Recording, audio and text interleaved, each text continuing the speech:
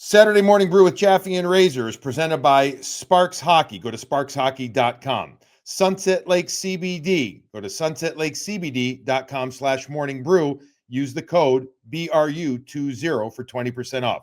Copeland Automotive Group. You can count on Copeland. Check out countoncopeland.com. And Fazenda Coffee. Go to fazendacoffee.com/morning brew. This is Saturday Morning Brew with Billy Jaffe and Andrew Razor Raycroft. Saturday Morning Brew on WEEI is brought to you by Apex Entertainment in Marlboro with 100,000 square feet of pure fun. Now, here's Jaffe and Razor on WEEI. Oh, good morning. Open came a little quicker than I was ready for. Thankfully, David Azer behind the glass reminds us that it's coming. Welcome to Saturday Morning Brew with Jaffe and Razor.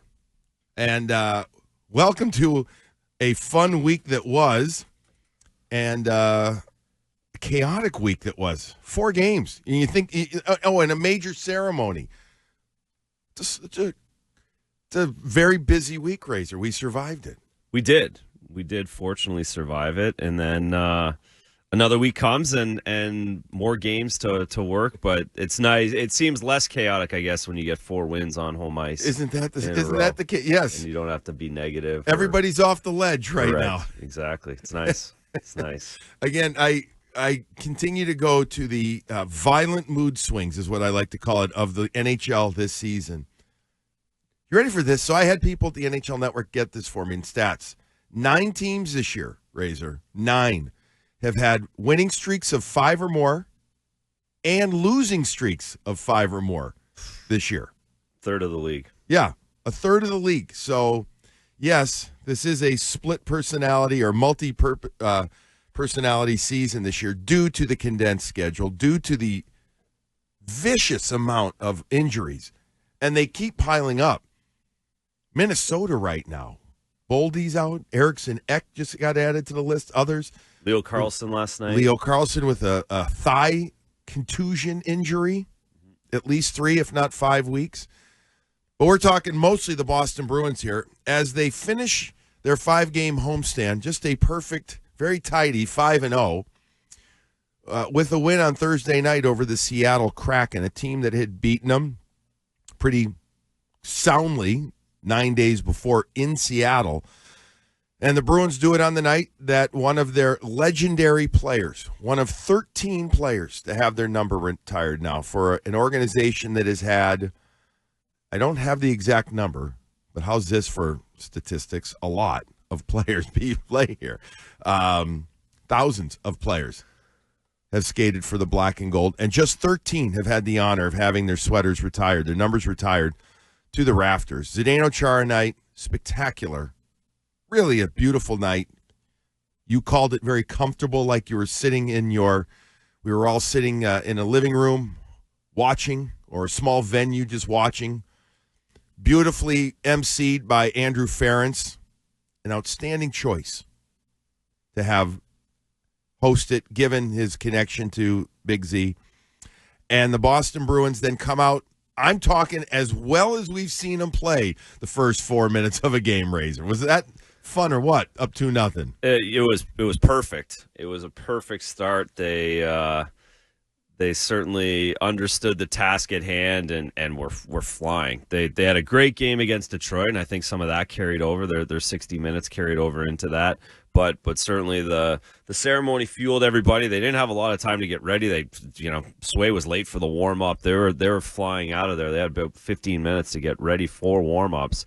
But they showed up on time, got the 2-goal lead. Struggled a little bit at times throughout the rest of the game. I think trying to get back to that level after Seattle caused the timeout. Like, you just can't play at that pace for right. 60 minutes, of course. But they bent and didn't break. Swayman was fantastic again, and they get a huge win and a huge moment for the organization. I'm chuckling because I just imagine, like, in the younger days, like when Mason, your son, getting ready for a game late. I don't know if you were in the locker room helping him get ready. Dad's in there. I still have that nightmare all the time that I'm late for warm up and I can't put my pads on. I have that once every 2 weeks.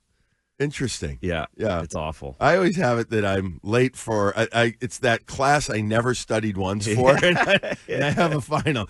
You have it that you're late for warm up. I have it late for warm up. See, I wasn't worried about that because I knew I was going to sit on the bench for the most part. Remember, I was never late for warm up. That was when I was the best. That's go time. I was the hair's best. flowing. When I had hair, it was flowing. absolutely. It's interesting, but yeah. So I just picture the guys helping Swale. Like, come on, like pulling his jersey over his head. No, exactly. Get out there. Exactly. But he didn't need help once he got out there. He was outstanding, as were the Boston Bruins throughout this homestand. 5 games that completely had their own identity. There wasn't one. I mean, the one common thread may have been 2 common threads. Sorry. Great goaltending. Mm-hmm. And except for the last game, perhaps we would call it really good discipline. Mm-hmm. Right? Mm-hmm. Am I missing anything else that was, I guess depth scoring, right? Yep. Okay. But overall, this homestand, the 2 things that jumped out for me, awesome goaltending and relatively speaking, very, very good penalty discipline. Yeah, and those certainly go hand in hand. The goaltending is much easier when you're not killing 7 times. And they gave up 5 goals in the 5 games on the homestand, so that is fantastic. That's unbelievable. They did it, and they did it different ways. To your point, it wasn't. They weren't Picassos all the way through defensively, but they figured it out and they worked on it, and they did get a lot of depth scoring. If we can do 3 points, I think the third consistent was the second line and how good their play was every single one of those 5 games. Arvidsson, Middlestat, both 5-game point streaks over that time. So those 2, that would be my third point on top of your defensive points. I would agree. What was flat out consistent through the homestand. All right. I'm going to throw this out there. I don't normally do this, but I'm going to do it. All right, because I think it's worthy. First of all, I'll throw the number out. 617-779-7937. Okay? If you want to join, we already got calls coming in. But also, I want to know, who would your player of the homestand be? You got a lot of choices on this one. Mm-hmm. You got a lot of choices. We know we got to do the Apex Most Entertaining Moment. That, I think we already know what it is. We're going to get to the ceremony later. We're going to talk about Zdeno's ceremony because it was masterful. It was wonderful. I'm giving that away. Mm-hmm. But I want to know if you're calling in, if you want to join, or I guess you can join us on Twitch. Am I right, David? I'm looking. Okay, thank you. I got the thumbs up. Okay. Again, if I was an educated host, it would be a lot better. If you want to tell us who your player of the homestand could be, because there is a ton to pick from. I know a lot of people are going to look to the 10-2 game and say, 4 goals, 6 assists, another hat trick for somebody. Like, one of those guys for sure. Well, not so fast. You got great goaltending, plural.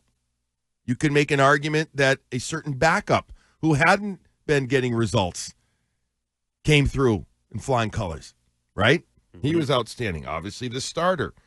There may be a defenseman or 2 out there that impacted the game in ways that maybe statistically doesn't jump out at you, but they led breakouts. They finished hits. They did something. They set the tone. So if you're going to join us one way or another, and Razor, you and I will talk about this a little later, who would your player of this homestand be for the Boston Bruins?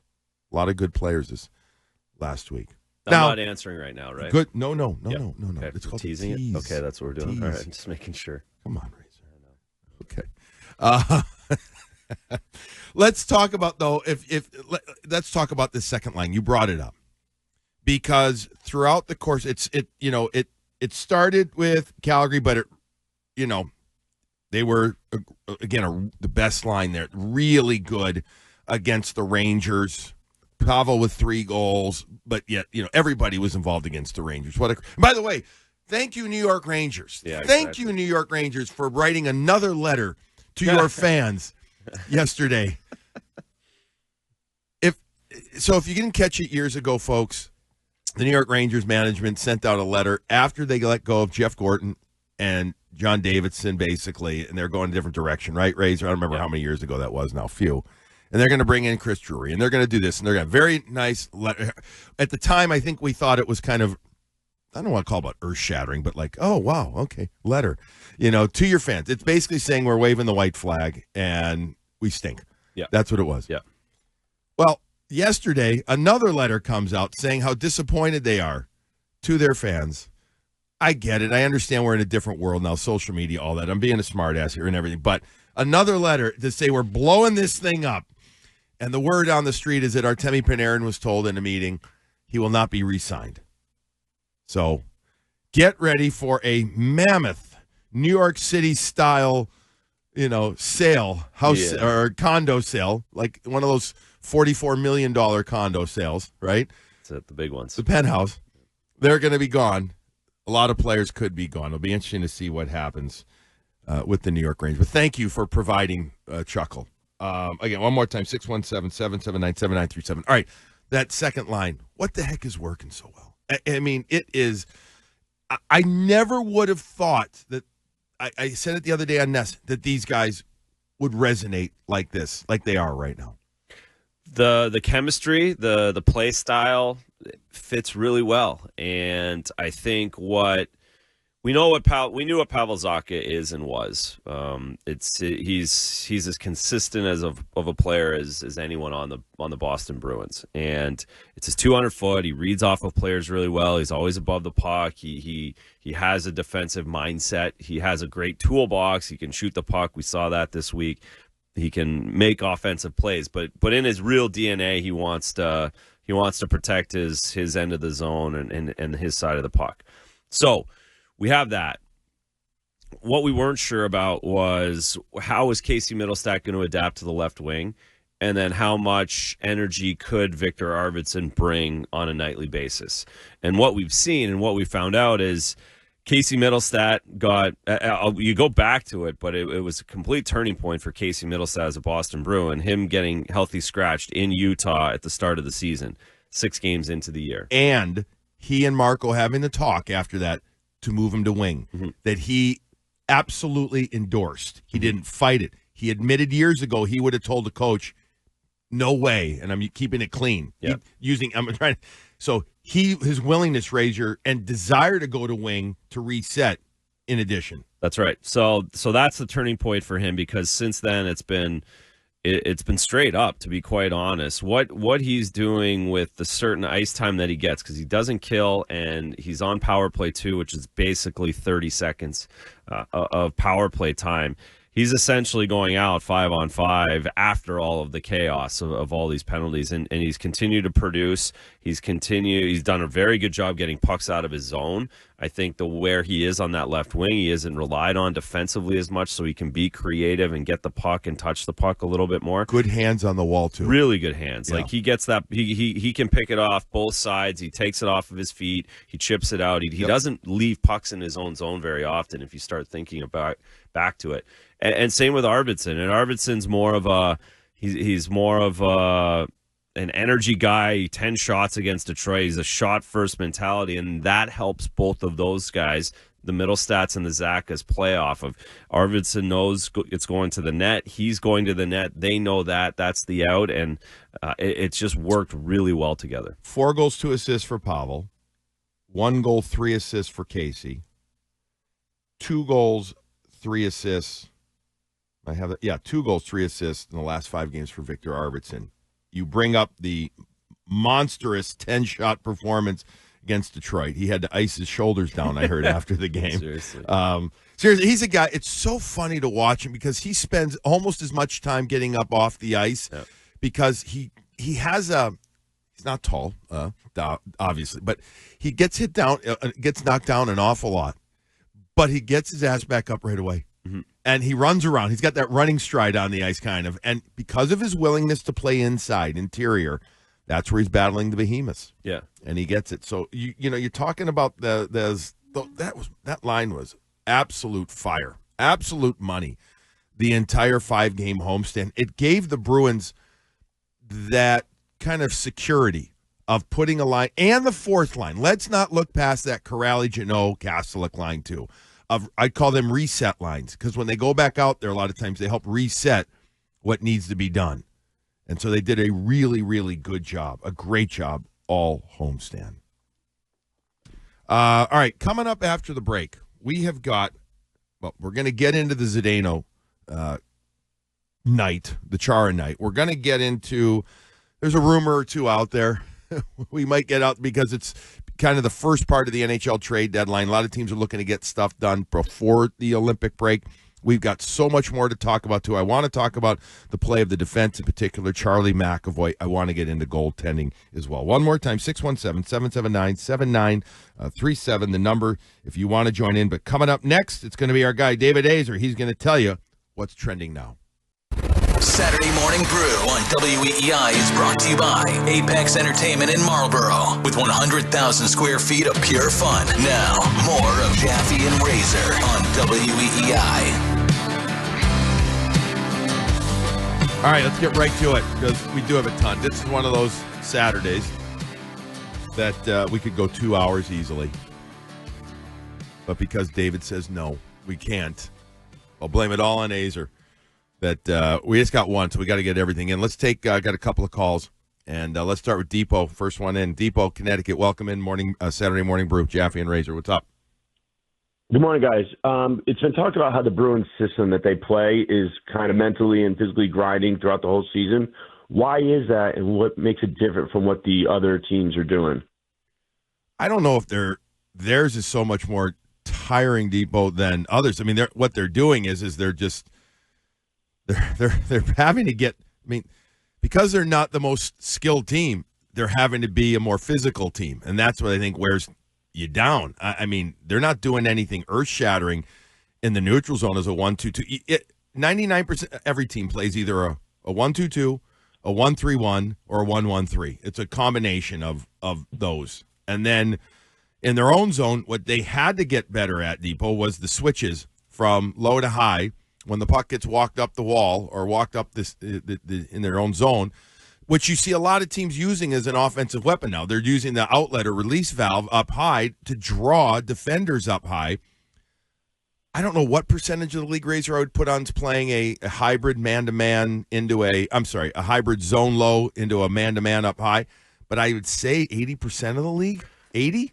Yeah, I was going to say 28, 29, 30 teams doing what the Bruins are doing. So 90. Like I would say prior to this year, the way Bruins played defense was hard to understand. There was a lot of guys that came through when Berge was here playing kind of that center roaming defense. Support was hard center, for yes. people. That was hard for people. The hardest thing also was for defensemen to turn their skates back, basically, when the play would come up the wall below, when it stayed when it went up the wall, and I remember Joe Corvo. Remember that name? Yeah, of course. He says, absolutely. He said, "Oh my God!" So when the puck comes up the wall and past the hash mark, I've got to remember now. I've got to get back to the come front. back to the middle. Correct. And that was odd. Yeah. So, but is it more tiring? I think what was tiring, just going back to Depot's comment, was, okay, first of all, they're not flashy, even though we're starting to see some nice lateral movement plays from them. Mm-hmm. But overall, as a team, they're a grinded-out team, especially pucks deep, below the goal line. I think what was so tiring is that they were thinking so much in their own zone the first, 15 games of the season. Fair enough? Yeah, and they weren't quite sure how to create a breakout off of it, which was making it tiring too.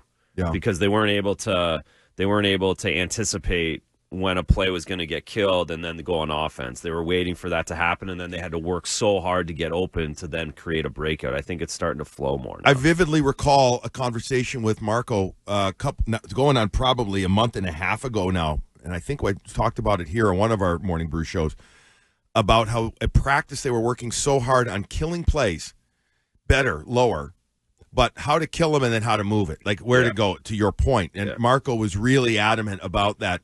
It's a great point. And I, like, people ask me about philosophy, and I know you're involved in coaching too. There's nothing more important to me. You start with your D zone, and then the next step you get to is your breakout. And I don't think enough coaches, and I'm actually probably going even more to youth coaches here, work on breakouts. You cannot think that they are to be expected, to be understood. Breakouts need multiple routes, multiple options. And most importantly, they need players that can make and take passes. That's the it. thing. You need to take a pass on the back end. Work on your breakouts, coaches. Yeah. Every single practice at length. All right, Maria, welcome in. Saturday Morning Brew with Jaffe and Razor. To answer your question about what and who I've been most impressed with during this homestand, I think the goaltending dynamic has finally come around to what we needed it to be. I don't know how that happened, but you're pitching back-to-back shutouts, and both guys helped the team go 5-0 at home. And based on how the Bruins want to play with this defensive structure, you've got to have pretty solid, almost elite goaltending. I have two questions, though, for you guys. One is the rumor mill is circulating around Rasmus Andersson. The Bruins' name has been brought up. I don't understand why they want this player or if they have targeted this player. Very, very important question, though. Are either one of you gentlemen or both of you going to be in attendance at the outdoor game in Tampa? I can answer that. Yes, we will both be there. Yes. Lovely. We will well, both I be. hope to run into you boys so that I can buy you an adult beverage at some point in time. I'm going to be ringside. If you bought me one in game, I'd be very happy. I'd be Okay. I might get fired, but I I'd be will very come and find you, my friend. Don't you worry about that. All right, thanks, Maria. Let's get to the comment. I already teased it about some trade stuff. By the way, the Boston Bruins make a trade yesterday. Let's not forget Jeffrey Viel, who went from the Bruins, and boy, did the guy, he did his job, Razor, when it called upon. Hadn't played a game since December 20th, only 10 games this year. Made camp, which was a little unexpected, but I thought sent a very fair and honest message to what this team was going to look to be. The old P&V that Cam Neely talked about in his season preview presser. But he gets sent to the Anaheim Ducks for a fourth-round pick. And some people say, fourth-round pick, what's the big deal? It's a big deal when a guy doesn't play. It is. It's a nice acquisition. Good for him. Hopefully he'll get more ice time in Anaheim. Boy, they're struggling. You want to talk about famine right now in Anaheim. And good for the Bruins. They get a fourth-round pick back. Now, the Rasmus Andersson, defenseman from the Calgary Flames conversation, we don't always love getting into the rumors and everything, but it's out there, Razor, so we have to address it. Could the Bruins be on Andersson? Yes. I think they absolutely could or are in on him. The question becomes is, where does he fit? What are they doing? Does this fit with what we thought they were going to be doing this year, partner, as in rebuilding, retooling, not rebuilding? Because if he comes to Boston, there's no question it comes with a contract extension signed. It does. If any of these, whoever the Bruins are trading, it's rumored to be a not trading for, defenseman, a prospect, and it's going to be one of their first-round picks. So that's what Calgary's going to want from anybody back. Yeah. So it's already the time of year where I get to go on whatever platform I'm on and talk about how prospects and draft picks do absolutely nothing for me. They're there to be used for NHL hocky players. That's going to be Razor's next tattoo. Literally. Prospects? Yeah, prospects. Are we talking about prospects again?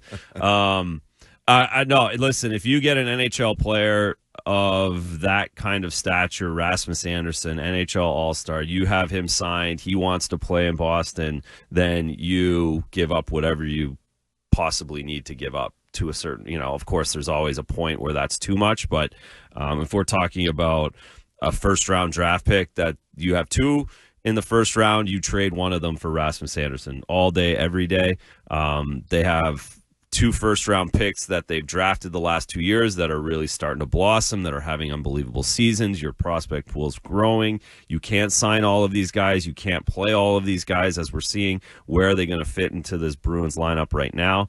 So I'm all for trading prospects, trading draft picks for NHL All-Stars that want to play in Boston, want to sign in Boston. I know plus-minus has lost its luster, but on a team that hasn't been very good this year, I give them credit. Calgary's, they're working hard. We've seen him 2 times in the last couple of weeks. He's still a positive player on this Calgary team. Last year, he wasn't. Last year, he was minus 38, Razor. That was an awful team in Calgary. Horrible.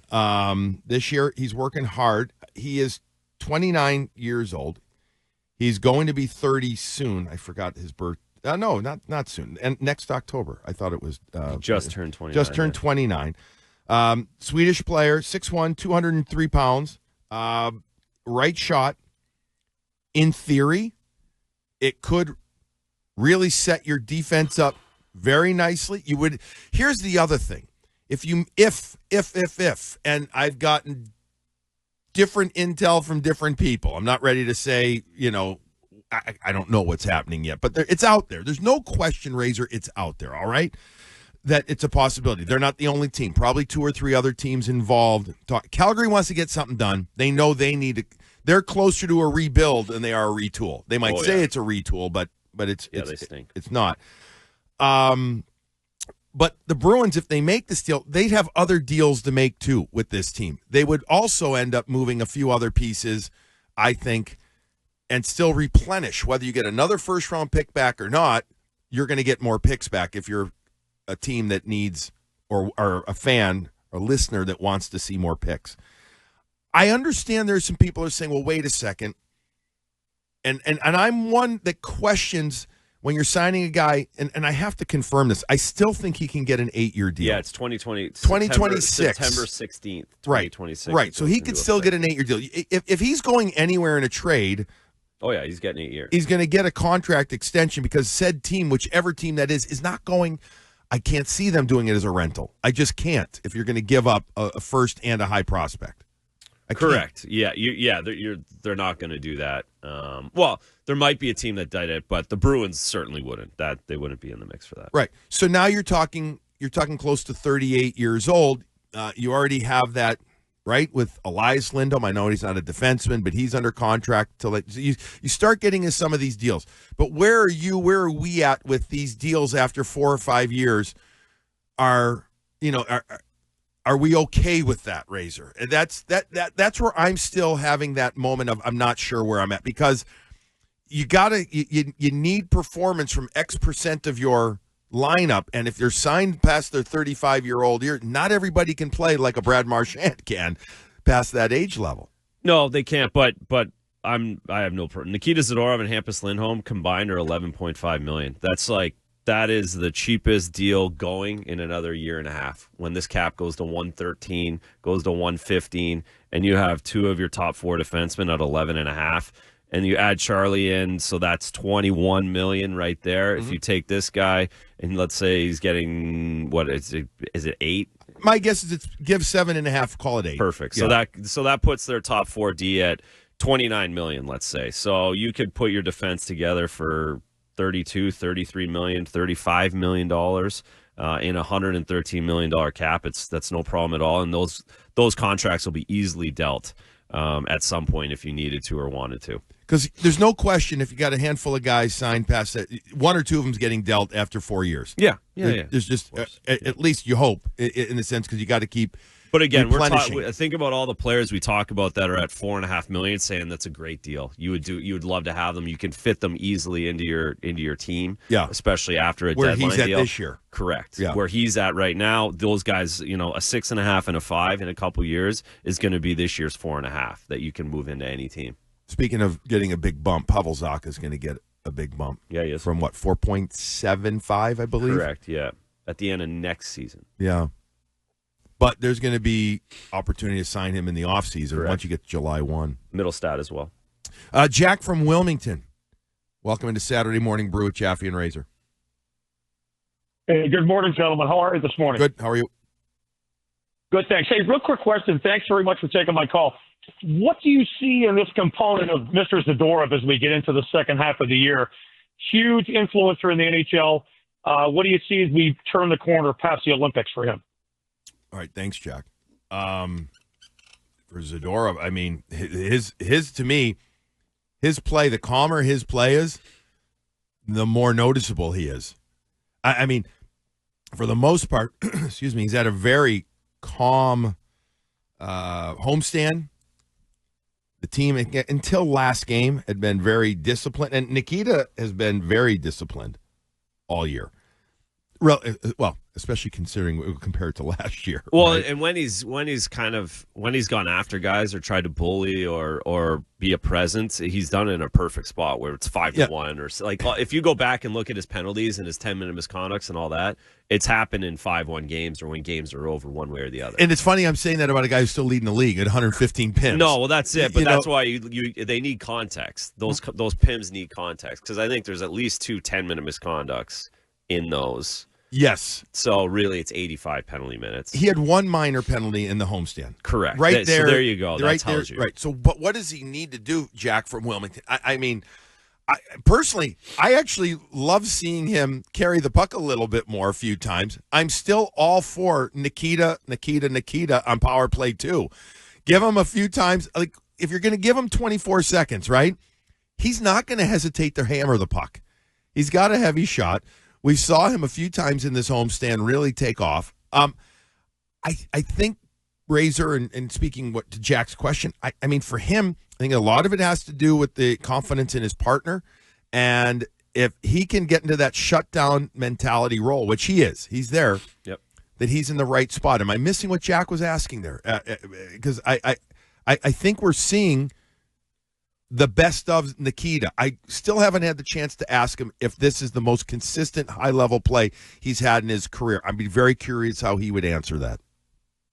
Yeah. Well, I would imagine. Yeah, I don't know how he would answer it. That would be an interesting one. But I'm not changing a thing with his game. Yeah, I'm not.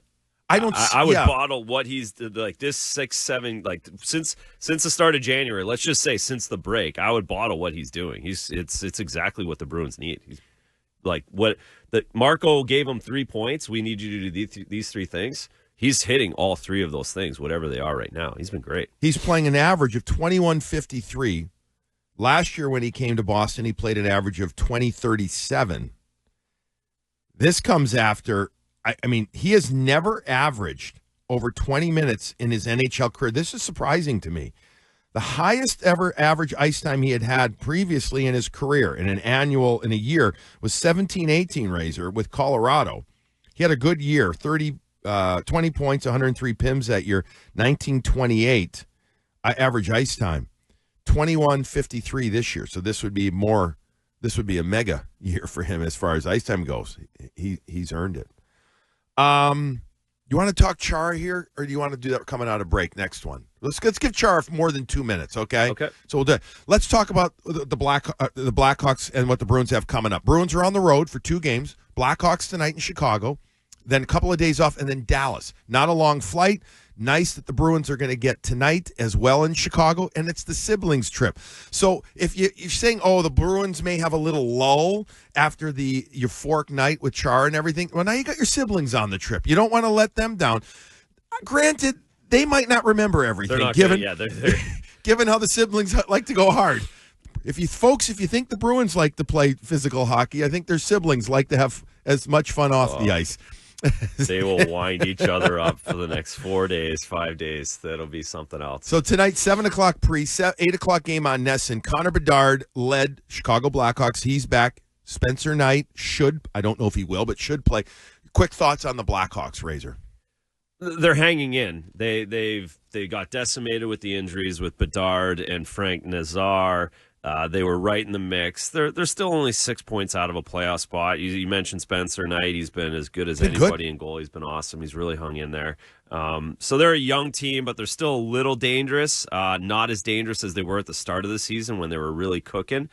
But they're playing well, and they're still in the mix. I think right now, if you ask all of their organization, they'd be very happy with where they are and how they're progressing. Very young D. They can be had. With that said, very big, tall, whether it's Vlasic or Crevier, 6'7", Chara-like, not completely, but Chara-like out there. They've got some big boys on the back end. You got to take it to them. Don't get loose against them. Bedard's shot and Bedard's overall play this year, to his credit, I don't know if I would be honest. I don't know if I felt like he had this next level. He has blown by it.